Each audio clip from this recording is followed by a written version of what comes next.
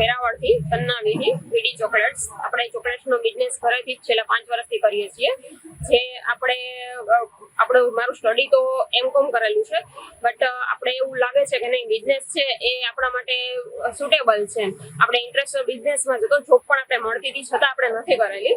આપણે આ વસ્તુ જે છે, જે બધી પ્રોડક્ટ્સ છે એ બધી આપણે cocoa powder, butter, industrial fire એ સિવાય ઘણી બધી વસ્તુ એડ કરીને બનાવીએ છીએ અને ટોટલ હાઇજેનિક રીતે બનાવીએ છીએ. અને આપણે જે આપણું વેચાણ છે મોટા ભાગે આપણે એક્ઝિબિશન છે, આ રીતે સરકારી એક્ઝિબિશન અને પ્રાઇવેટ એક્ઝિબિશન બંને આપણે લઈએ છીએ, એટેન્ડ કરીએ છીએ.